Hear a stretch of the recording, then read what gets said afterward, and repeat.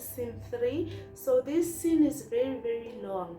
I'm just gonna provide a brief summary of what's happening in this scene. Act 2, scene 3. Okay, so now Mr. M is alone in the number 1 classroom. He eventually found a way to get to the school. He is alone in the number 1 classroom. He is ringing the school bell widely, calling learners to come to school before they get killed. Okay, Mr. M reads the attendance register, calling out names of his learners and wondering if the learners are dead or alive. The names of the learners are in your books. I did not mention them here. Okay, so now Mr. M, he reads the attendance register, calling out the names of his learners, wondering if they are dead or alive because of what is happening outside. Okay, Mr. M rings the bell to get learners to come to school and escape death.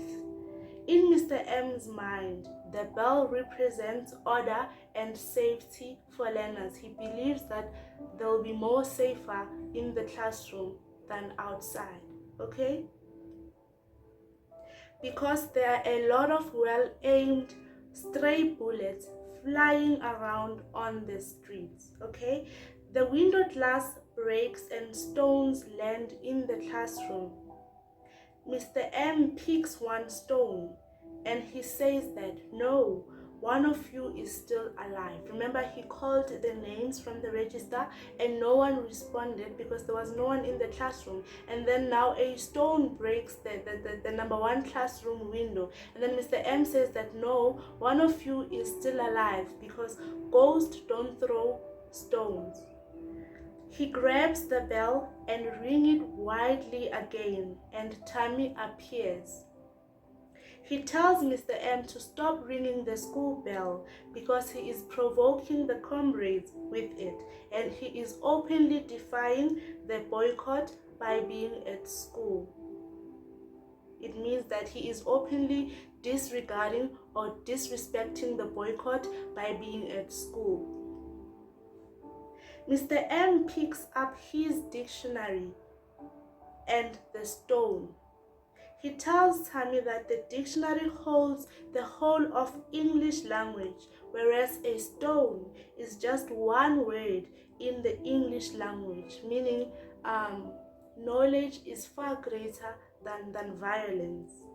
Mr. M wants Tammy to have the book, to have the dictionary, but Tammy ignores the offered book and says that I've come to warn you because Mr. M is in great danger.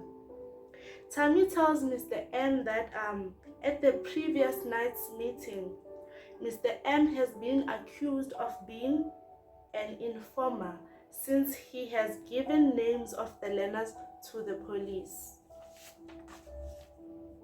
An informer is a sellout, right? Tammy tries to convince Mr. M to save himself from being killed by the comrades by joining the school boycott or signing a declaration and also take part in banning the school. However, Mr. M refuses to join the boycott and he says that he is willing to die for what he believes in. Tammy says that he will tell the comrades that Mr. M is innocent, regardless of the accusation they made in the previous meeting. He says that he will tell them, the comrades, that yes, Mr. M is innocent. Mr. M then asks Tammy why he wants to take the chance to save a collaborator. A collaborator is someone who betrays others by working with the enemy. Why do you want to do this all for me? Asks Mr. M. Tammy says that I am not doing this for you. I am doing it for the struggle. In this case, we can see that Tammy does not answer truthfully. He doesn't even make eye contact because he doesn't want to admit that he loves Mr. M and he wants to protect him. Mr. M then confesses to Tammy that he did give the names and addresses to the police. He did give the learners' names and addresses to the police or the captain. He also shared that Mr. M also told Tammy that the captain thanked him and offered him money for the information, for the learners' names and addresses, for the information, which Mr. M refused. Mr. M refused to take the money, okay? Mr. M says he gave names to the police to try and stop the boycotts from happening, and he thinks that he did the right thing. Mr. M says that he was lonely. He did this because he was lonely, and his learners had deserted him. They had neglected him, which made him jealous of the comrades that have taken his learners. Mr. M says he would sell his soul to have all his learners back behind their desks one more time.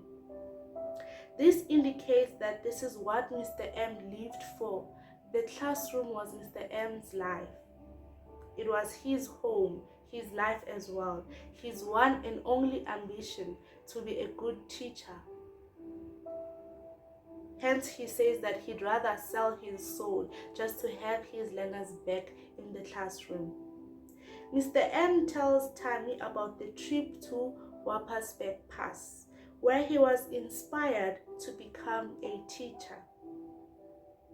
Mr. M laments that the world wastes the future of the children of Africa. He says, "What is wrong with this world that it wants to waste all of you like that? My children, my Africa." This is where we got the title of the book, okay? Tammy represents the youth of Africa. Yes, he represents the youth and future of Africa. While Tammy and Mr. M were still talking, more window glasses break. Mr. M breaks away from Tammy with an intention to go outside, but Tammy stops him and says to Mr. M, "Don't go outside. I will defend you. I will tell the comrades that you are innocent." Tammy admits that he will lie for Mr. M. However, Mr. M wants to know why Tammy says that. But Tammy says it's because of the cause. I told you, it's because of the struggle. This is not the response that Mr. M wanted to hear, and we know as the audience that Tammy was lying. He just didn't want to admit that he loved Mr. M. Okay? So now Mr. M breaks away from Tammy, ringing his bell furiously. He goes outside and confronts the mob, and then they killed him. They were bound to kill him because, number one, Mr. M was accused of being an informer, a sellout, which he admitted or confessed to Tammy that he indeed gave the names and addresses of the learners to the police. That's number one. Number two, he openly defied the boycott by being at school, by also ringing the school bell. Remember, they said he was provoking the mob by ringing the school bell. So now he went outside, ringing the school bell again furiously, and that's how he was killed. Yes. So this scene is very long, but it's also important. I left out some details, just like the story that Mr. M told Tammy. I think you can just go and look at it. So now let's look at the theme of this scene. So the theme of this scene is very important. It's the effects of apartheid on South African youth. The effects of apartheid on South African youth.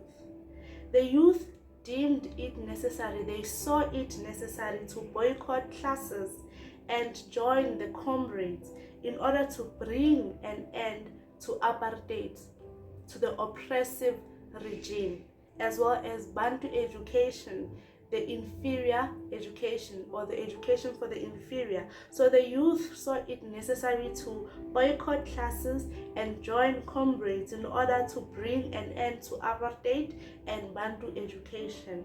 This shows that there were inequalities in education in South Africa during the apartheid period. Alright? Yes. Yeah, that's just about it. Please, if you have any questions, just comment down below and then I'll get back to you. Don't forget to subscribe, like, comment, and share with your fellow classmates. I'll be back with another video soon enough. Thank you.